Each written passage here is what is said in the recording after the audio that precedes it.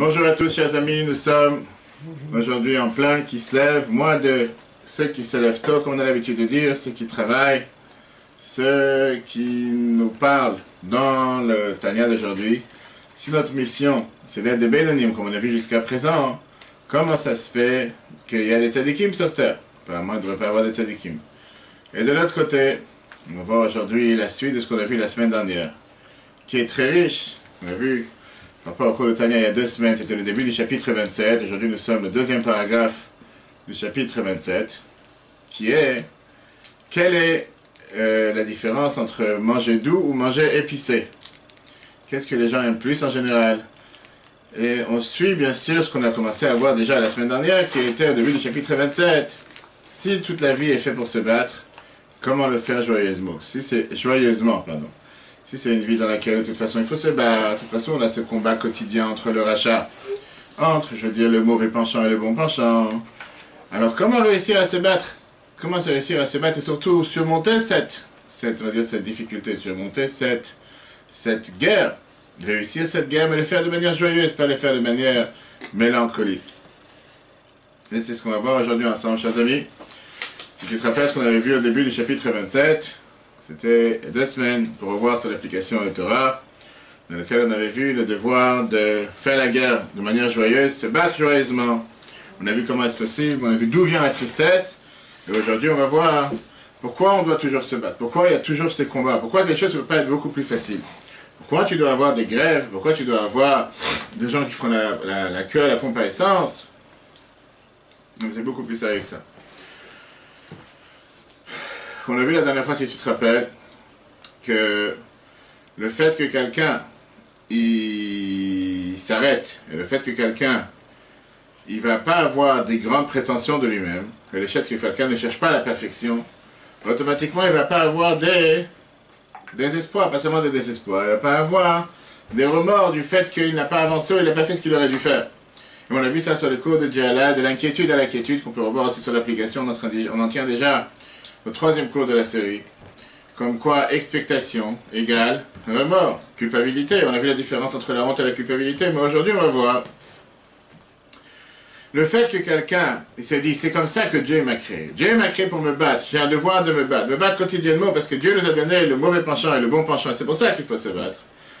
C'est pas forcément que tu vas faire ça avec joie, parce que tu as des fois des gens qui se lèvent le matin, se disent pourquoi encore des épreuves, pourquoi encore des tentations, pourquoi encore des envies malsaines, pourquoi ne pas pouvoir avoir que des bonnes choses dans la vie. En 2 mots, pourquoi ne pas être un tzaddik tout court? Pourquoi Dieu avait besoin de nous créer d'une manière qu'on doit avoir ces mauvais penchants et se combattre quotidiennement, sans arrêt devoir se battre. Maintenant, le fait que je dois accepter le sort que de toute façon je ne serai pas un tzaddik, et que mon but dans la vie n'est pas de devenir un tzaddik, mon but c'est d'être un bénonyme, de se battre. Comment est-ce possible de se battre toute la vie et néanmoins être joyeux? Et comme on a vu aujourd'hui dans la réponse qu'on va voir aujourd'hui, c'est que tout dépend quelle est la mission que tu as dans la vie. Chacun y cherche un sens dans la vie. Le sens le plus profond, c'est de savoir quel est ton but sur Terre. Quelle est ta destination sur Terre. Si Dieu veut une grande conférence qu'on prépare pour le 19 qui à Marseille, sur justement ce dossier. Qui je suis, d'où je viens et vers où je vais. Et donc, quel est le but pour lequel Dieu m'a créé? C'est la question numéro 1. Quelqu'un qui remplit son but sur Terre, avec la Neshama, bien sûr, l'âme divine, il sent un sens de joie profond qu'il ne peut pas sentir différemment. Maintenant, ça ne veut pas dire que c'est un but qui est facile à atteindre. Ça se peut que ça te demande des efforts et des difficultés sans fin, et parfois des difficultés sans limite. Sauf que le fait que je sais que je suis en train de me battre et je suis en train de remplir la mission que Dieu m'a donnée sur terre, ça même, ça doit me réjouir. De l'autre côté, celui qui a une vie avec tous les bonheurs sur terre, il a un tel yacht, il a une telle villa, il a un jet, il a ce que tu veux, il a tout ce qu'il faut sur terre, du point de vue matériel. Il a tous les plaisirs matériels, mais il ne remplit pas son but sur terre. Parfois, ça peut le déranger plus qu'autre chose. Parfois, dans le fin fond de son âme, c'est quelque chose qui le dérange. C'est comme s'il vit avec une vie qui n'a pas de sens, qui manque un sens, qui cherche, il y a quelque chose qui ne va pas. On le voit malheureusement avec beaucoup de grandes stars, avec beaucoup de gens qui sont arrivés à... Ils remplissent des auditoriums, ils remplissent des places, ils remplissent des salles, 50 000 personnes, 100 000 personnes, ils vendent des millions de DVD. Malheureusement, tu entends tout de suite 35 ans, 28 ans, 40 ans, on les a retrouvés pendus dans une baignoire, on les a retrouvés tués dans leur chambre d'hôtel. Et tu vois, qu'est-ce qui se passe? Ils avaient toutes les raisons sur Terre pour être, pas seulement heureux, pour être joyeux, pour être accomplis. Et bien, Nathaniel te dit que tu peux parfois avoir tous les plaisirs matériels. Mais si tu ne remplis pas la mission pour laquelle Dieu t'a envoyé sur Terre, tu sens que tu vis avec une vie qui est ce qu'on appelle une vie vide, une vie qui n'a pas de sens. Oui, alors tu vas avoir accord du bien matériel, mais pour quel but tout ça? Est-ce qu'il y a un but derrière ou c'est sans but? Dans notre cas, on a vu la semaine dernière comme quoi quelqu'un n'est pas apte de battre le mauvais penchant de manière totale comme un tzaddik. Mais parfois, on a le devoir d'être un bénéni, de se combattre tous les jours. Oui, c'est un combat quotidien. Tu ne peux pas dire que tu ne peux pas être un tzaddik momentané. Mais la différence, comme on l'a expliqué longuement entre un tzaddik et un bénéni, c'est qu'un tzaddik, il a déjà réussi à combattre ce mauvais penchant. Alors, et donc, il n'a plus d'attirance vers le mal. Alors que le bénéni, il a toujours cette démangeaison. Quelque chose qui le dérange et qui risque de le faire tomber, qui parfois le fait tomber. Et néanmoins, il relève la tête juste après. Ça veut dire quoi? Que ce combat, c'est un combat qui est quotidien, qui est un combat de chaque instant. C'est pas un combat que tu as fait le premier jour de l'année, le jour de Kippour, que tu as fait ça une fois le jour de ton mariage, que tu as fait le matin. C'est un combat de chaque instant. En deux mots, on doit comprendre que les épreuves et les difficultés que nous avons ne sont pas une entrave dans le plan de Dieu sur terre pour chacun d'entre nous, mais bien au contraire. C'est même pas quelque chose de côté, ça fait partie du plan et c'est le plan original. Et puisque c'est le plan original, comme on a vu, ça se rejoint, parce que c'est le go de Djelai qu'on voit en ce moment sur les chapitres de Tania qu'on est en train d'apprendre, du 26 à 32. Là, c'est le chapitre 27. Remercions Dieu pour les épreuves. Les épreuves, c'est le plus beau cadeau que Dieu a pu nous donner. Parce que la réalité, elle est que si tu n'aurais pas eu d'épreuves, tu ne serais pas forcé à aller au-delà et faire comme on a à chaque fois, on voit les meilleurs exemples avec le sport. Tu as un coach sportif, il s'appelle Gabriel. Et lui, il va te dire, puisque tu as fait 2 km aujourd'hui en 10 minutes, comme Usain Bolt, ou va savoir qui d'autre. Aujourd'hui, tu vas faire 2 km en 1 minute et demie. C'est pas possible. Et par ça, qu'il te met des défis plus hauts. Par ça, il te pousse à aller chercher des forces internes que tu n'es pas forcément au courant, que tu les as et tu te donnes la force de pouvoir aller, que ce soit avec ceux qui font de la natation, n'importe quel type de sport. De monter à 5 mètres en sautant avec un cheval, à 10 mètres, et ben c'est bon. Pourquoi tous ces problèmes, on va dire? Qu'est-ce que tu cherches avec? Et la réponse, elle est, c'est très simple. Puisque grâce à ces épreuves, qui font partie du parcours. Tu te rappelles l'exemple qu'on a vu avec les soldats la dernière fois? Qu'une fois, il y avait un coach, quelqu'un de très riche qui est venu voir comment s'entraînaient les élites de l'armée. Que ce soit la BRI, que ce soit, comment on appelle ça, les autres, j'ai oublié, les GIPN, va savoir en Israël, tous les Yechidot Mufraot. Qu'est-ce que tu les fais travailler tellement dur? Tu les fais sauter avec une corde de 150 mètres de haut, tu les fais marcher dans de la boue sous des grilles. Là, c'est vivre normalement. Il fait au contraire. Ça, c'est la meilleure manière de les entraîner pour être prêts face à n'importe quel défi. On verra plus tard dans le chapitre 35, si Dieu veut. Comme quoi le but et le plan céleste était d'avoir ce qu'on appelle Dira B'Tartanim, d'avoir une résidence sur cette terre ici-bas. Dieu voulait vivre spécialement dans ce monde.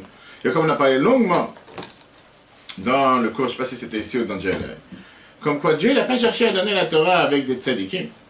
Dieu n'a pas cherché à donner la Torah avec ceux qui n'ont pas de tendance négative. Dieu a cherché à donner la Torah à des êtres humains comme nous. Parce que si Dieu aurait voulu donner la Torah à des anges, il n'aurait pas donné la Torah sur cette planète. Et d'ailleurs, c'est ce que les anges ils ont voulu au départ. Dieu savait pertinemment que 75%, 80% de chacun d'entre nous, on est fait avec des mauvais penchants, avec des tentations, et avec des faiblesses, et avec des épreuves, et on trébuche à chaque fois. Et néanmoins, c'est à des gens comme nous qui a voulu donner la Torah. Il n'a pas cherché à donner la Torah à des malachim. D'ailleurs, au départ, il leur a demandé, dites-moi vous, qu'est-ce que vous en pensez, est-ce que je dois la donner à des êtres humains ou pas? Et eux, ils ont dit, quoi, ton meilleur cadeau, tu vas donner à des êtres humains? Il dit à Moshe, réponds. Et Moshe lui a répondu, vous avez un mauvais penchant. Toute la Torah, elle est faite pour ceux qui trébuchent. En deux mots, pour les humains, pour des gens comme nous. Je ne veux pas dire que le tzadikim, c'est pas fait pour eux. Bien sûr que c'est fait pour eux aussi.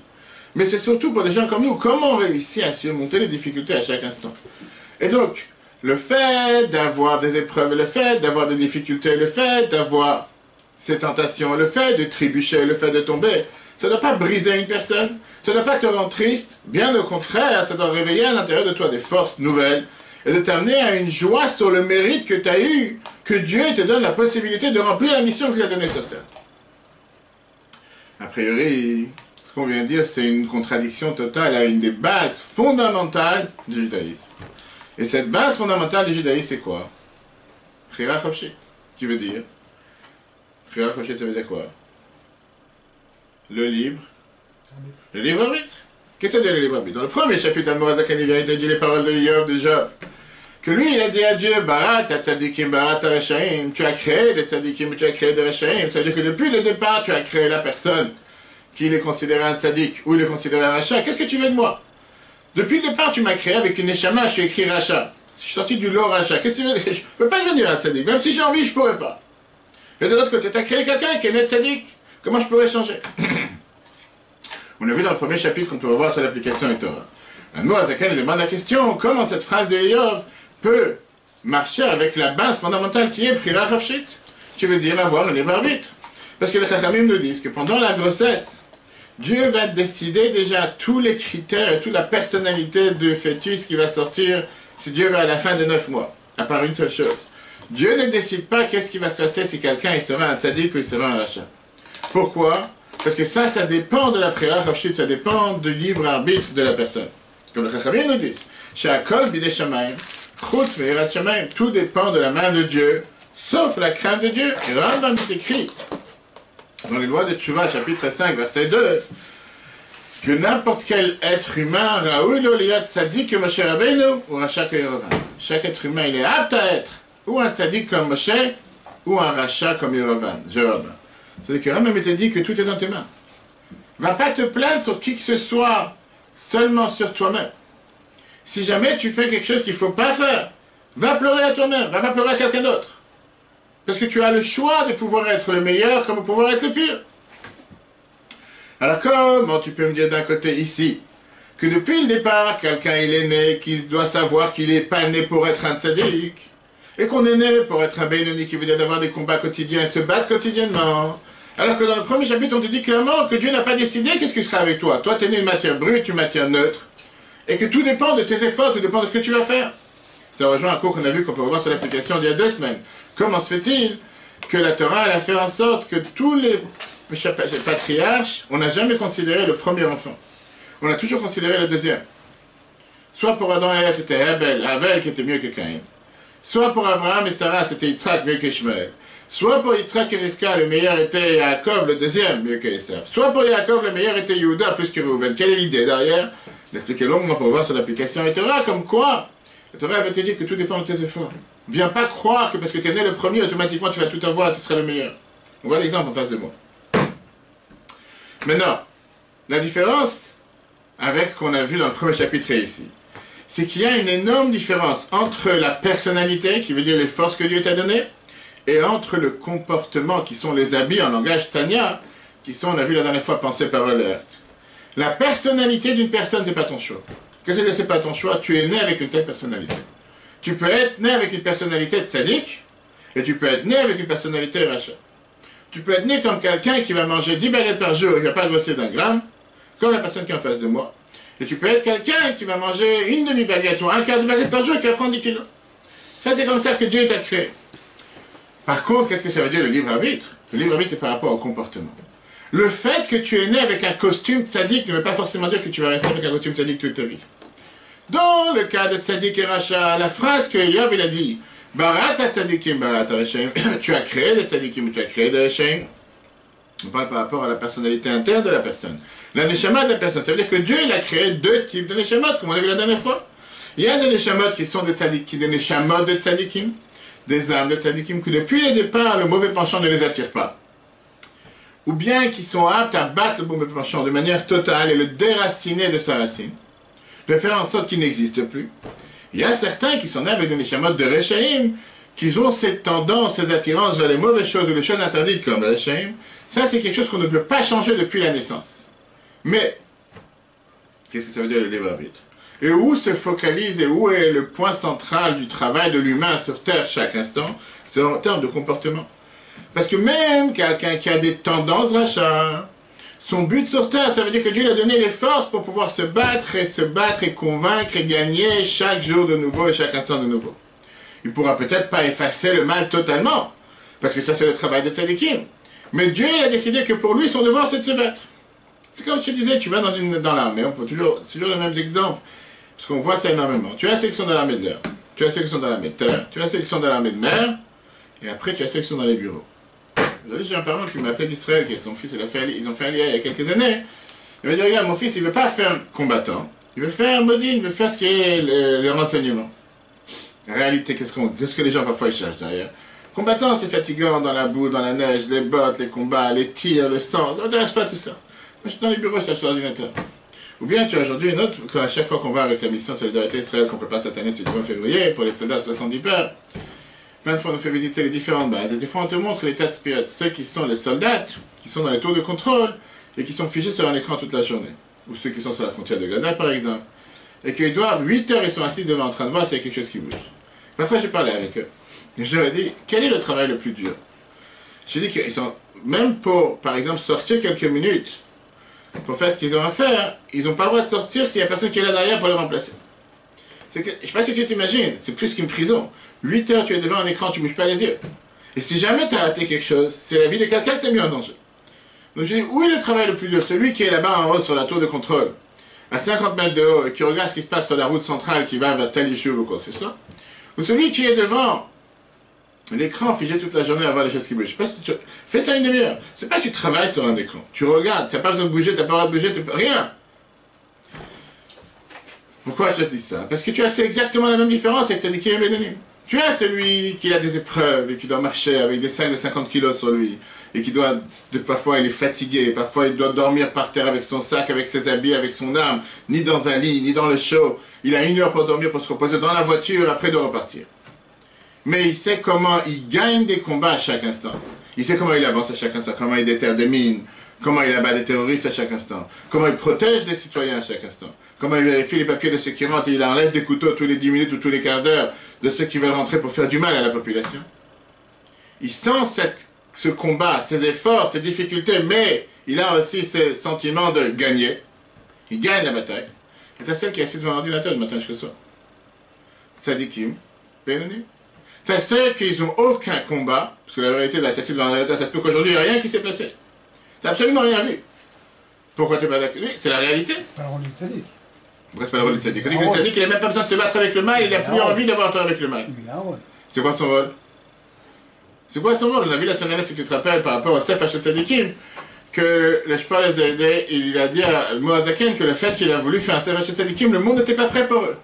Le monde n'est pas prêt pour le Sef Hachet Tzadikim. Pourquoi?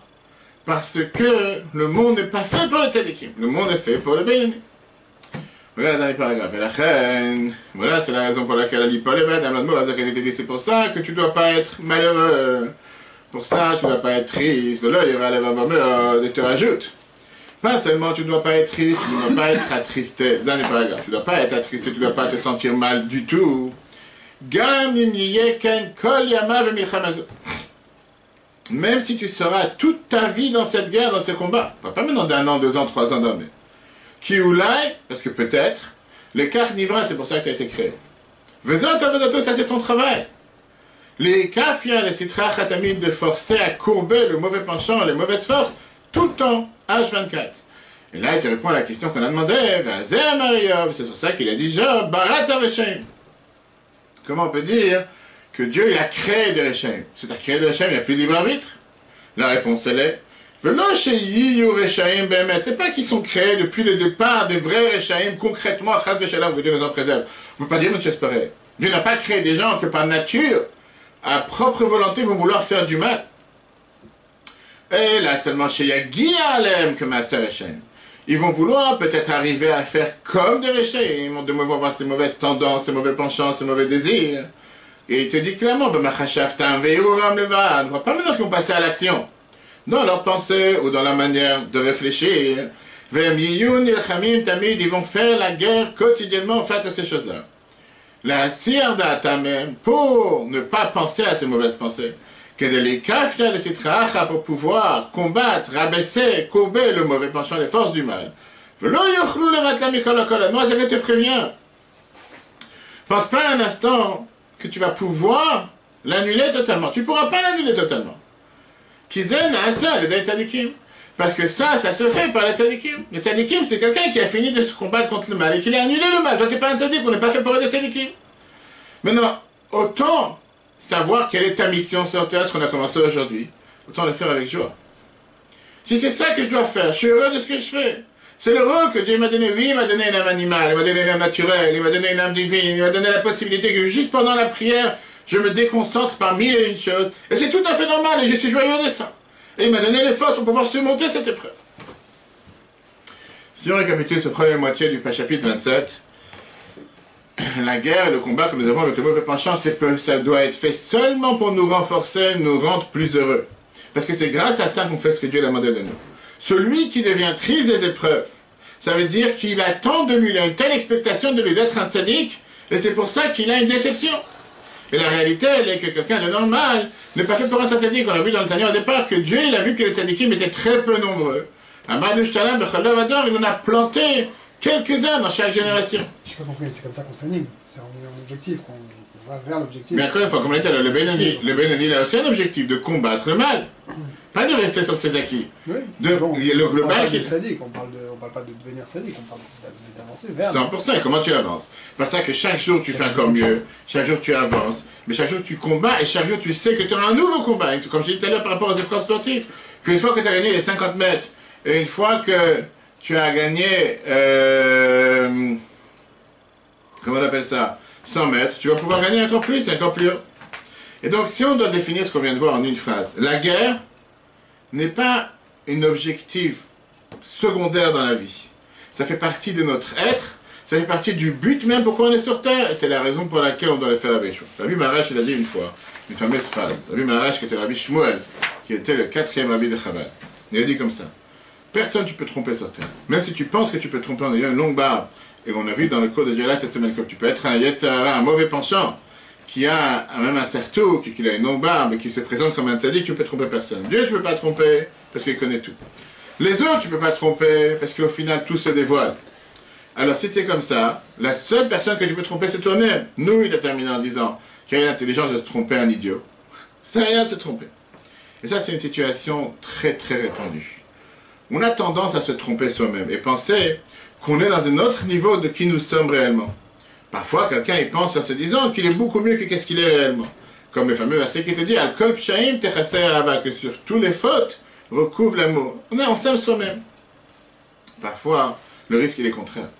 Quelqu'un il se déconsidère tellement, quelqu'un il se rabaisse tellement, quelqu'un il se dit qu'il est beaucoup plus pire de ce qu'il est réellement.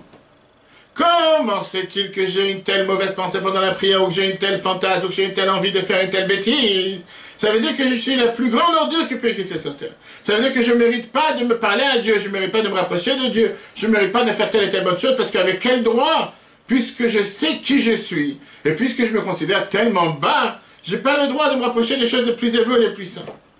Et ça, c'est parfois la chose la plus pire qui peut arriver à un humain. Une des bases de la chassidoute qu'on voit, que le Rabbi ramène dans Yaviam qu'on a vu il y a quelques jours, le 26 juin, qu'une des bases de la chassidoute, c'est que quelqu'un il doit se connaître qui il est réellement, sans se tromper. Pas forcément par rapport à se lancer des fleurs, en disant qu'il est le meilleur sur Terre. Mais tu n'as pas le droit de dire que tu es le plus pire non plus. Regarde comment Rabbi écrit ça dans Yaviam, tu ne l'as pas dans ton texte. 26 juin. Aderech ha'amiti, le chemin réel, le chemin de vérité, shetzrichim la date ma'ut atzmo, il faut connaître l'être qui tu es réellement. Ba'akara amitit, avec une reconnaissance réelle et sincère, chesronot atzmo, connaître tes défauts, ou b'ma'alot atzmo, connaître aussi tes qualités. C'est rien de dire, maintenant je suis rien, je vaux rien, je fais rien, je suis le plus pire sur terre, je fais que des péchés sur terre, tu me connais pas vraiment. Arrête. Qu'est-ce que tu crois déjà? Qui t'a peint exactement comme un tzaddik? On est tous des humains. On a le droit d'être humain, on a le droit d'avoir des mauvais penchants, et on a un mauvais penchant. Vekacher, il a dit metachetrinot. Rabbi termine que quand quelqu'un connaît ses défauts, pas dire, bah, si tu veux, je suis comme ça. L'étaknam, ben, on a le droit de le réparer avec un service de Dieu correct. Velo, la tête, il y a des chovato, ben, nachot bilvad. Et pas se suffire avec des soupirs. Qu'est-ce que tu veux, je suis comme ça, qu'est-ce que tu veux? Je suis coléreux, ben, Dieu m'a créé comme ça. Non, travaille sur ta colère. L'enseignement majeur qu'on vient de voir aujourd'hui, c'est de savoir se positionner à notre vraie place. Ça ne sert à rien de tromper qui que ce soit. Tu peux avoir un compte Facebook, comme certains ont aujourd'hui, et faire croire à longueur de journée aux gens que tu fais des choses à longueur de journée alors que tu sais que c'est du vol. Déjà, j'ai un compte Facebook, j'ai appris à la Sorbonne, j'ai appris dans Sciences Po, j'ai appris ça, j'ai 51 ans, c'est quelqu'un qui n'a même pas 20 ans, qui met une photo de je sais pas où, qui te fait croire toute une gêne. Tu peux faire croire ce que tu veux. Mais le plus important dans la vie, c'est de savoir ta place réelle sur la planète. Qui je suis, ni plus ni moins. Et si jamais je ne rencontre pas la réussite, je dois me demander la question, est-ce que c'est ma place ou c'est pas ma place? Parfois, le fait d'avoir ce qu'on appelle pas des réprimands, mais d'avoir des, on appelle ça pas des échecs, d'avoir des constructifs, d'avoir pas de réprimandes, d'avoir ce qu'on appelle des gens qui savent te faire montrer parfois tu fais une erreur. C'est la meilleure manière de pouvoir avancer à partir du moment que c'est une erreur juste. Ça, c'est la fin de la moitié du chapitre 27, première moitié. On a appris à définir la différence qu'il y a entre le travail des tzadikim et le travail des bénonim, des intermédiaires et des justes. Maintenant, la question, elle est, quel est le travail le plus important? Est-ce que je préfère être avec un travail des tzadikim, faire partie de l'élite, faire partie de la jet set, faire partie des meilleurs, ou bien je préfère faire partie de ceux qui se battent tous les jours? En deux mots, c'est la question qu'on a demandé dans le cours aujourd'hui. Est-ce que tu choisis dans les plats les plus délicieux les doux ou les épicés? Les choses qui sont pleines de sucre, pleines d'huile, pour ne pas se nommer les Tunisiens. Ou bien tu vas avoir les choses piquantes, des gens qui sont toujours avec les piments et la harissa et le poivre, etc. etc. On va voir bien sûr quel est le rapport avec le Yetzer Hara, avec le mauvais penchant. Maintenant, les questions. Question numéro 1, c'est comment on donne la tzedaka? Une histoire très intéressante. Un dilemme qui s'est passé. Une histoire intéressante, un dilemme qui s'est passé avec le Admo Hazaken. Bientôt on va fêter Yitzhak Kislev, le jour de la libération de prison d'Admo Hazaken, le jour de la naissance du Baal Shem Tov, le jour de la Lula du Magid de Mezrich, l'élève du Baal Shem Tov. L'Admo Hazaken avait deux disciples qui étaient ils étaient dévoués, que quand il leur demandait de donner l'argent à la tzedaka, ils donnaient ce qu'ils avaient dans la poche à ce moment-là sans réfléchir. À l'époque, ça n'existait pas les cartes bancaires. Mais il y avait une différence entre les deux. L'un, il mettait la main dans la poche. Et en mettant la main dans la poche, il donnait tout joyeusement, sans compter qu'est-ce qui lui est sorti de la main. Peu importe, aujourd'hui, il avait tel montant, il donnait. Alors que l'autre, il sortait l'argent de la poche, il comptait combien il a, et après il donnait. Quelle est la tzedaka la meilleure? Celui qui compte, ou celui qui compte pas? Au final, les deux, ils donnent. Quelle était la meilleure entre les deux? Je veux dire que ça dépend de quoi. Le dilemme, c'est un dilemme qui est très très large, qu'on va développer aujourd'hui, qui a un rapport avec chacun d'entre nous. Pas seulement dans la tzedaka, mais dans toutes les mitzvot. Comme on l'a dit tout à l'heure, on ne va pas être déçu du fait qu'on n'est pas des tzadikim, parce que le but sur terre, c'est pas d'être tzadikim, c'est d'être un bénoni, de se battre avec le mauvais penchant et de gagner la bataille à chaque instant à nouveau. Mais la question quelle est, et ça c'est une question qui est importante, si notre but sur terre c'est d'être des bénonim, et si l'avantage premier que Dieu l'a fixé pour la majorité d'entre nous, la plus grande majorité c'est d'être un bénoni, alors pourquoi Dieu l'a créé les tzadikim? C'est quoi leur but sur terre? Et si tu vas me dire que les tzadikim, ils ont un avantage particulier, alors pourquoi notre but c'est d'être seulement des bénonim mais pas des tzadikim?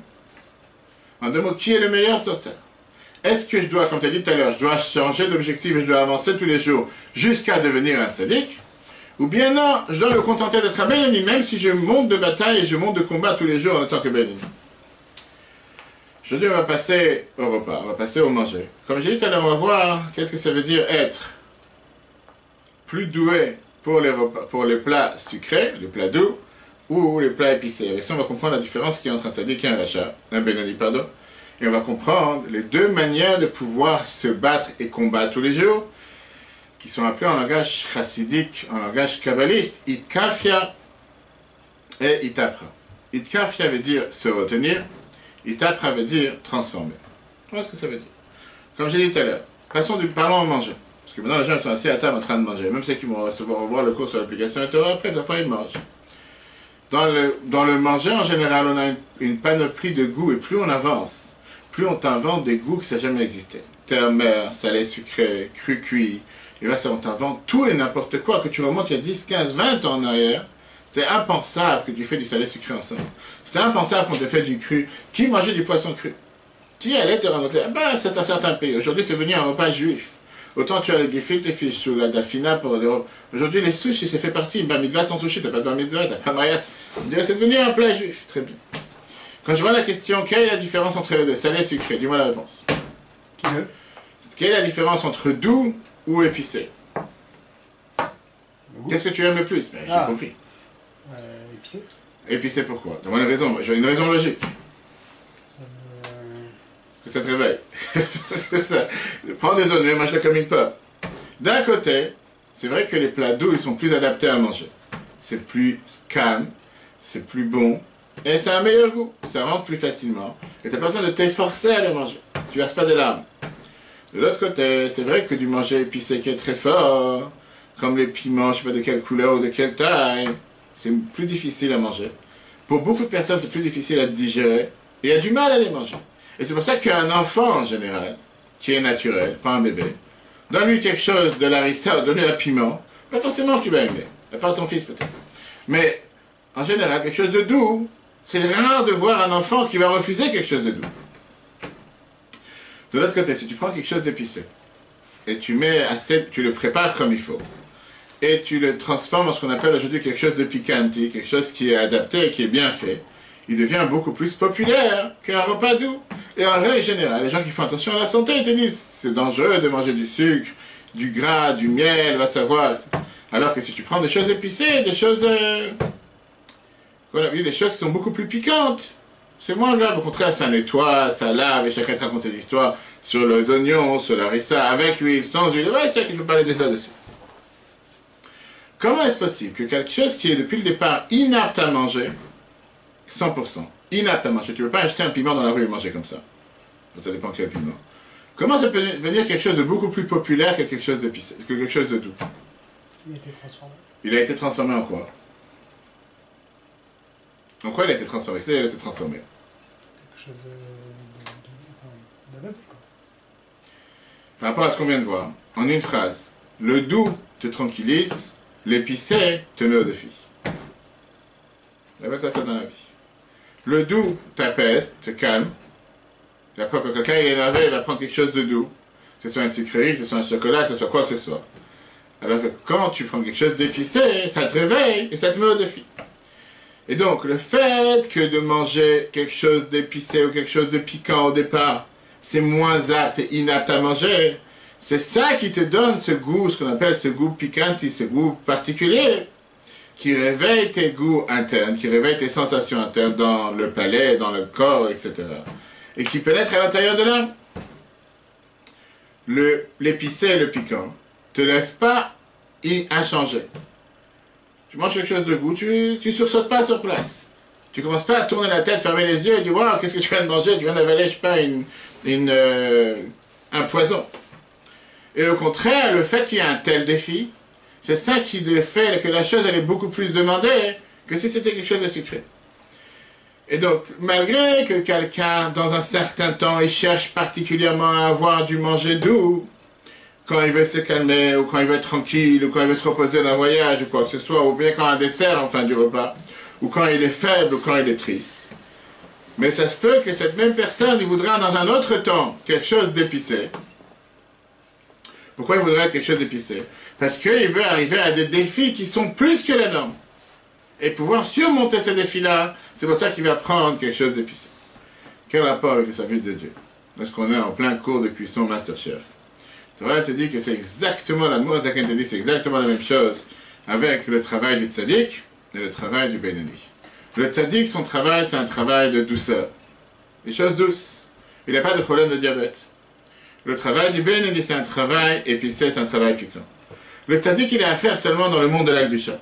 Et quand il a un contact avec les choses du monde, il les transforme en bien, il les fait rentrer dans le monde de l'Akdusha. Et donc, depuis le départ, le tzaddik, il n'est pas attaché à l'obscurité, il n'est pas attaché au mal. C'est ce qu'on appelle un travail doux. Il n'y a pas d'éléments problématiques. Tout passe en douceur. Le Zohar nous dit, Afichat amar le matok. Il transforme les choses amères en choses douces. Et c'est pour ça que les Israéliens, en hébreu, on appelle un enfant motek sheli. Ma douceur. On ne dit pas mon piquant, mon piment. Mais le Benoni, qui est en général pas seulement le Benoni, mais qui est chacun d'entre nous, on n'est pas ça. On est attaché, que tu veuilles ou pas, au monde matériel, au monde profane. On a une attirance aux choses du monde, que ce soit les choses permises ou les choses interdites. On se bat quotidiennement face aux différentes envies qu'il y a sur Terre. Et à chaque fois, on doit se battre à nouveau. Et puisque cette attirance vers le mal, elle existe à l'intérieur de chacun d'entre nous, c'est un travail piquant, qui au départ est dur à digérer. Et puisqu'on doit constamment se battre avec les forces du mal, cette épice, qui fait en sorte qu'on a ce travail piquant, ça rend le travail beaucoup plus piquant, qui est beaucoup meilleur par rapport à notre service de Dieu, que si c'était le travail doux, qu'il n'y a aucun défi. Comme j'ai dit, tu vois, des fois dans un bateau sur une mer, il n'y a aucune vague, tout va bien, ça bouge presque pas. En fait, des fois, tu as des vagues de tous les sens, et ça bouge de tous les sens. Et c'est ça qui donne toute la sensation. Tu demandes aujourd'hui à des enfants ou à des adolescents, quand ils vont à Disney ou n'importe quel parc, quel est le jeu qu'ils veulent faire le plus? Est-ce qu'ils veulent faire le petit train qui est fait pour les enfants de 3 ans qui sont assis pendant 10 minutes et ils ne voient pas ce qui se passe? Ou ils préfèrent tourner la tête à l'envers 20 fois ou 30 fois et balancer dans tous les sens? Et là, ils disent, quel kiff, on veut refaire encore une fois. Je dis, mais qu'est-ce que tu as dans la tête? Tu peux chercher de monter dans un train, tu peux être tranquille. Pourquoi tu dois chercher à avoir et à être jeté dans tous les sens, être balancé dans tous les sens, et être mis la tête à l'envers, et finalement ressortir, les gens sont tellement contents comme si c'était le paradis sur terre. Ça, c'est la différence entre les deux chemins. Et d'où on sait cette histoire? C'est la Gemara qui le dit. Cet exemple d'épice, c'est la Gemara. La Gemara, elle te dit que quand la Gemara qui nous suit, page 32, Akadosh Baruch Hu Amar le Israël, Dieu l'a dit au peuple juif, Banaï, mes enfants, Barati et Tzerara, j'ai créé le mauvais penchant, ou Barati lo, Torah Tavlin, je vais créer la Torah comme les épices.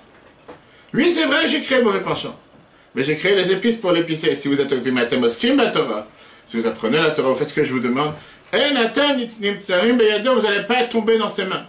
Mais si jamais vous ne faites pas ce que la Torah te dit, à ce moment-là, le petach, vous allez prier, risquer de tomber dans les épreuves, dans les difficultés et dans les fautes. Pourquoi la Torah elle est comparée dans la Gemara à des épices? Tu aurais pu comparer à quelque chose qui annule le mauvais penchant. Ce que je viens d'expliquer, c'est que la Torah, elle n'est pas là pour annuler le mauvais penchant. Elle est là pour épicer le mauvais penchant. Et avec ça, tu transformes l'inapte, tu transformes quelque chose qui est immangeable, tu transformes quelque chose qui est piquant en quelque chose de piquant, quelque chose qui est vraiment apte à manger. Dans le langage de la Kabbalah et la Chassidut, quelle est la différence entre ces deux sortes de travail de Dieu? On a dit c'est le tzadikim et le bédonim. On a vu tout à l'heure, il y a le travail de ce qu'on appelle itkafia et itapra. Pour comprendre ça, revenons à l'exemple que la Zaken ramène sans arrêt avec un ennemi. Tu as deux manières de pouvoir combattre un ennemi. Le premier, c'est de le conquérir et de sauter sur lui avec force. Tu l'attrapes, tu l'as maîtrisé. Le deuxième, c'est de transformer d'ennemi en ami, qui est beaucoup plus dur. Pour parler avec les talibans. Ce que Trump peut faire en ce moment. Quand tu as une différence entre deux personnes, tu as deux manières de pouvoir gagner. La première, c'est se soumettre. Une personne va amener des preuves beaucoup plus fortes par rapport à sa logique, qui ne va pas laisser le choix à la deuxième que de dire « t'as raison ». Dans ce cas-là, l'autre peut-être qu'il s'est soumis maintenant, mais à l'intérieur de lui, il pense qu'encore une fois qu'il a raison, sauf que là, il n'est pas intéressé à débattre, il dit « t'as raison » et c'est tout. La deuxième manière, c'est de convaincre l'autre. Pas qu'un se soumet, mais de convaincre l'autre. Pour convaincre l'autre, c'est qu'un va expliquer comment, d'après son raisonnement, le deuxième devrait aussi agir comme le premier. Et s'il va réussir, le fait qu'il a convaincu, ça serait tellement total qu'automatiquement, il n'y aura plus de deux avis, il y aura seulement un avis. Si tu vas combattre l'ennemi en le maîtrisant avec la force, c'est pas vraiment que tu as gagné l'ennemi. Parce que l'ennemi, il est encore là.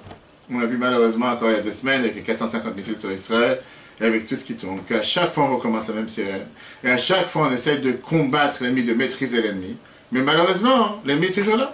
Il n'est pas totalement anéanti. Parce que la graine d'opposition qui est à l'intérieur de lui, elle est toujours présente. Et il peut relever la tête à chaque fois, comme on l'a vu des dizaines de fois les derniers 10 ans. Et chaque fois tu devras remontrer ta force pour le maîtriser encore une fois. Mais si tu réussis à transformer l'ennemi en ami, à ce moment-là, la victoire est totale. L'ennemi n'est plus un ennemi, parce qu'il est devenu ton ami. Moi, je demande une question à quelqu'un d'intelligent et de sensé. Laquelle des deux possibilités face à toi, laquelle des deux possibilités exprime plus ta force? Le fait de conquérir, maîtriser ou de convaincre? On ne parle pas des commerciaux, on parle d'un genre normaux. Qui exprime plus la force. Qui exprime ta force. Force de pouvoir maîtriser l'ennemi, maîtriser l'adversaire, maîtriser l'autre, que ce soit un jeu de sport, ou bien de convaincre. Premier abord, le fait de pouvoir transformer un ennemi en ami, ça serait apparemment la meilleure option, et il y a une force particulière, parce que ça amène une paix totale, tranquille, il n'y a plus d'ennemis, l'ennemi est devenu un ami. Bien, la morale de laquelle aujourd'hui te dévoile que la vraie force, c'est quand tu réussis à maîtriser l'autre avec force. Le fait d'avoir une telle force qui s'exprime quand toi, tu te bats contre la force de l'autre et tu réussis à le maîtriser. Et puisque tu réussis à le maîtriser, mais c'est une guerre quotidienne, une guerre constante, automatiquement ta force se dévoile de manière constante. Quand tu as transformé l'ennemi en ami, après, tu n'as plus besoin d'exprimer ta force. Et si tu ne vas pas utiliser tes muscles à longueur de journée, tu vas perdre tes muscles. Si tu ne vas pas faire de musculation tous les jours ou toutes les semaines, ça va se raffaiblir. Alors que si tu es constamment en combat, si tu es constamment en train de te battre, tu es constamment en train de te former, tu es constamment en train de te battre, et tu es constamment en train de gagner des batailles. Tu passes juste plus d'énergie à faire la même chose. On va faire la même chose, c'est chaque jour un autre combat. Donc chaque jour, il y a un nouveau combat. Exactement, plus haut et plus élevé, bien sûr. Donc chaque jour, tu peux convaincre et transformer ça. Non, on n'en parle pas, là tu parles de convaincre le mal. Parce qu'on est en train de voir par rapport à la différence entre les tzadikim et les Benoni. Regarde comment il t'explique la différence. Dans la guerre des âmes, tu as deux manières de convaincre le mauvais penchant, on a dit. Itkafia et Tapra. Tu as une possibilité que l'âme divine réussit à convaincre l'âme animale à rentrer dans ses rangs. D'accord?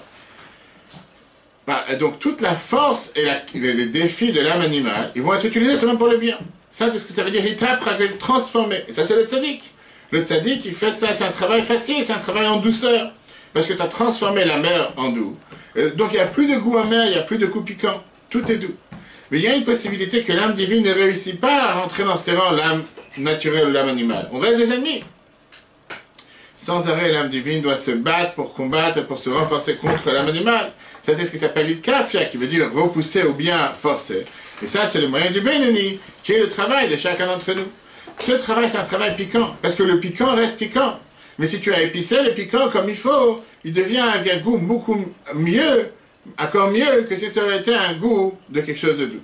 Maintenant, pour revenir à ce que tu viens de dire, dans chacun des deux manières de travailler, il y a un avantage et il y a un inconvénient.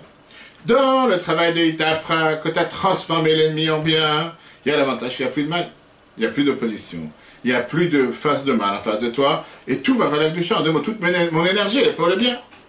Quand tu parles du deuxième, qui est Itkafia, forcer, maîtriser, repousser, il y a un autre avantage, qu'il y a du mal et qu'il y a un combat. Et grâce au combat, j'utilise plus mes forces. Parce que le moment que j'arrête de me battre, j'utilise plus mes forces. Et le fait que j'utilise plus mes forces, tôt ou tard, à fur et à mesure, j'oublie comment me battre. Tout le temps, pourquoi tu vois que ces policiers et ces pompiers, tu vois tous les matins en train de faire des courses, en train de courir, tout le temps en train de se former. Ça y est, tu sais comment courir, tu as appris à 5 ans comment courir. Qu'est-ce que tu cours encore une fois tous les semaines? Qu'est-ce que tu vois tous ces camions alignés à 7 h du matin en train de courir, en train de faire ça? Y est, tu le sais déjà. Qu'est-ce que tu continues à te battre? Qu'est-ce que tu continues à te former? Et ce soit pour les soldats la même chose, c'est les formations en répétition. Ça y est, tu t'es formé une fois dans la vie, qu'est-ce que tu dois te former sans arrêt? Si j'ai plus besoin de me battre, j'ai plus besoin de me former, j'ai plus besoin de me former, automatiquement j'oublie comment me battre. Quand j'ai reçu ce diplôme des premiers secours en Israël, on dit c'est un diplôme pour 2 ans. Je sais pourquoi, est-ce qu'il y a une expiration quelque part? Finalement, après 2 ans, je vais le reformer encore une fois. Pas parce que tu t'es formé il y a 2 ans que ça vaut quelque chose pour la vie. Ça n'y a rien qui vaut à vie. Pas parce que tu as appris à être docteur il y a 30 ans que ce diplôme de docteur il est valable à vie. Parce que la manière comment on faisait la médecine il y a 30 ans, c'est pas la manière comment tu fais la médecine aujourd'hui. Et donc au final, il y a un avantage du fait que tu te bats quotidiennement. Parce que le fait que tu te bats quotidiennement, automatiquement, pas seulement tu te bats, automatiquement tu dois mettre des forces, gagner un bataille, gagner un combat, et te rebattre encore une fois, et gagner un autre combat, c'est comme ça toute la vie. Maintenant qu'on a vu ce qui se passe entre Itkafia et Tapra, transformer ou combattre, doux et épicé, revenons à l'histoire qu'on a commencé au début. Quelle est la plus grande zaka? On a vu que les deux mettaient les mains dans les poches. Un, il regardait ce qu'il donnait, et il donnait, c'est pas qu'il donnait pas. L'autre, il ne regardait pas, et il donnait. Quel est le combat le plus... Quel est celui qui va dire qu'il a le plus de difficultés ou le plus de mérite? Qui regarde. Pourquoi celui qui regarde? Il sait ce qu'il prélève. Le premier, il ne voit pas de difficulté dans ce qu'il donne. Il donne sans compter. Ça, c'est le travail du doux, le travail des tzaddik. Le deuxième, il ressent une difficulté. Il voit qu'aujourd'hui, il a une liasse de billets d'1 million. Et néanmoins, il a cette guerre interne. Ça, c'est ce qui ressemble au piquant. Mais le fait qu'il a donné à la fin, ça le transforme, ce piquant, en quelque chose de piquant, en quelque chose de beaucoup plus agréable. Et après, ce qu'on vient d'apprendre, on voit comment dans chacun d'eux, il y a un avantage. Avant de lire le paragraphe à l'intérieur est terminé. Aujourd'hui, on va voir comment ce paragraphe nous résume le travail du tzaddik et le travail du Benoni. Et il commence en te disant la phrase suivante, qu'il y a 2 types de satisfaction envers Dieu. Chacun d'entre eux a sa valeur. Ça veut dire qu'il n'y a que le Benoni. Le tzaddik et le Benoni, chacun il donne une satisfaction particulière à Dieu. Et c'est pour ça que ce n'est pas les mêmes 2 centres d'intérêt, et ce n'est pas les 2 mêmes missions qu'il y a sur terre. Un, c'est le travail des tzaddikim, mais Tapra, on l'a dit tout à l'heure, transformer l'ennemi. L'autre, c'est Itkafia, qui est que l'autre ennemi, il est tout le temps présent, et néanmoins tu te renforces, sur le Benoni. Et il amène les paroles qu'on a vues la paracha de la semaine dernière dans Yitzhak, toujours en parallèle avec les parachiotes, qu'il a dit à Esav, fais-moi des plats. Le Zohar nous dit qu'en vérité, c'est pas Yitzhak qui parlait à Esav, mais c'est Dieu qui parle au peuple juif. Dieu veut qu'on lui fasse deux plats. Dieu veut qu'on lui fasse un plat doux, itapra, qui veut dire transformer le mal, et qu'on fasse aussi un plat piquant qui a été assaisonné, qui ça veut dire être kafia, se battre quotidiennement. Et Talmud avec le verset, le mot Zakat dit que tout ce que Dieu il a fait sur terre, c'est pour la Kedusha, pour le bien. Et même le rachat, même les forces du mal, Dieu les a créées. Pourquoi il les a créées? Pour qu'on puisse les surmonter. Comme on dit plusieurs fois, combien d'histoires dans la Torah on te raconte avec Moshe, avec tel, pourquoi Dieu parle du mal de quelqu'un d'autre, de quelqu'un? Non. Le but, c'est de savoir quoi pas faire. Pourquoi la Torah te parle de Noir? Pourquoi tu as dit que tu avais une retard? C'est quoi le but de nous raconter cette histoire? Pour te dire comment ne pas agir. Donc même des forces du mal, même du mal, Dieu les a créées pour nous montrer comment des fois on ne peut pas agir. Regardons dans le texte. Il y a deux types de satisfaction par rapport à Dieu, le Fanavid Bar. Le premier type de satisfaction, c'est quoi? Tu as annulé les forces du mal, le mauvais penchant. Tu as transformé le mitka de l'amertume à la douceur, de l'obscurité à la lumière. Et ça, c'est les deux tzadikim et tzadikim. C'est quoi le deuxième? C'est de plier, de gouverner, de rabaisser le mauvais penchant. Toujours avec sa force. Et il s'élève avec comme un aigle. De là, le fait descendre Dieu, avec un réveil d'en bas, ça veut dire que tu as les forces du mal qui peuvent s'élever jusqu'en haut. Et là, tu viens, toi, avec ta force, et tu réussis à la battre et à la descendre jusqu'en bas. C'est ça qu'on a vu la semaine dernière dans la paracha. Quand Yitzhak, il dit à Esav, Selimat Amim, fais-moi des plats, comme j'ai aimé, comme les autres te dit. Matamim, la chandrabim, pourquoi on te dit des plats en pluriel? Shnei minen achadroach, on parle ici de deux types de satisfaction que Dieu a. Ça, c'est la manière comment Dieu s'adresse à ses enfants. Klalout Israël, tout le peuple juif, que des péchés me déconnent, vont s'expliquer dans les Zohar. Et là, il t'explique tout ce qu'on vient de voir. De même manière que dans des plats matériels. Derech Machal, par exemple, Yashnei Mine Ma'adanim, tu as deux délicatesses. Echa, tu as un plat. Mimachalim Arevim Tukim, avec des plats qui sont doux, qui sont agréables. Vachénier le deuxième, midivre, midvarim, charifim, ochamotim, des choses qui sont aigres, ou des choses qui sont piquantes. Rachem, metubalim, metuganim, ils sont tellement bien épicés, bien arrangés. Hachenasu, ma'adanim, ils sont devenus un plein et un délice, la shiva nefesh, pour ramener l'âme sur terre, pour réveiller l'âme sur terre. Mais tout c'est ce qu'il dit le verset, kol, par la Hashem le maneo, tout ce que Dieu il a fait, c'est pour lui. En deux mots, tout ce que Dieu l'a créé, le bien comme le mal, c'est lui qui l'a créé. Fait gam, rachal et yombra. Même un rachat, le chose qui fait comme mal, ça aussi, Dieu l'a créé pour un but. Quel est ce but? Pirouche, chez Hachou Merisho, qui doit revenir de ce qui fait comme mal. Et qui va transformer le mal qu'il a fait en jour et en lumière dans le monde d'en haut. C'est ce qui est écrit, quand tu vas réussir à baisser, courber les forces du mauvais penchant, et tu vas élever cette gloire vers les cieux. Toute cette différence de ce qu'on va voir aujourd'hui se résume avec une histoire. La différence entre Etrapra et Kafir, qui veut dire transformer le mal, ou maîtriser l'adversaire, ou bien le transformer en ami.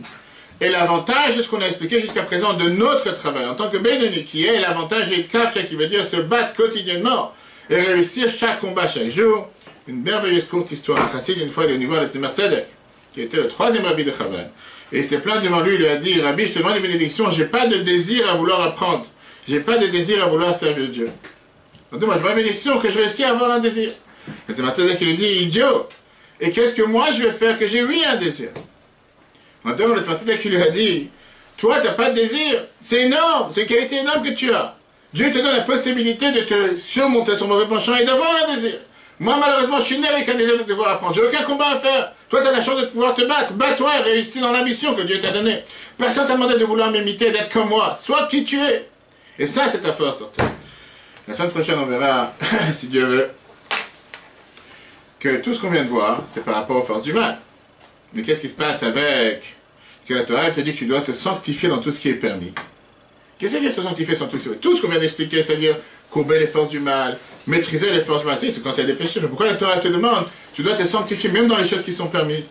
Si c'est permis, a priori, fais la belle vie sur terre, c'est cachère. Qui m'empêche de manger 10 kilos par jour? 10 boîtes d'harissa par jour, imagine-toi. 10 piments, je sais pas, pourquoi même dans ces choses-là, je devrais me sanctifier? Si la Torah te permet quelque chose, et c'est caché à 1000%, pourquoi j'en ai privé? On verra ça la semaine prochaine, le cours sera fait sur l'application E-Torah, E-Torah, comme j'ai dit cette semaine, on a un merveilleux cours sur la paracha Vayetze qui nous a expliqué l'importance du travail. Est-ce que le travail c'est un idéal ou c'est une nécessité? Mais on a vu qu'est-ce que la réponse, pourquoi Dieu il attend que chaque animal travaille, même si tu es milliardaire, tu dois travailler tous les jours. Et la Torah elle est 100% contre l'assistanat. On va voir ça dans l'application E-Torah. Et comme on a dit, ce vendredi samedi soir, le Mavamaka qui était très riche. Pourquoi Rivka devait faire en sorte que Yaakov il trompe son père pour recevoir la bénédiction? Et comment dans la vie il faut savoir mentir? Cacha, bien sûr. Mentir comme la Torah le demande, comment savoir ruser le mauvais penchant. Utiliser ses habits, utiliser ses forces pour faire ce que Dieu attend de nous. Revoir tout ça dans l'application E-Torah, plus une dizaine de cours sur la paracha Vayetze. Très bonne journée à tous et si Dieu veut, à la semaine prochaine.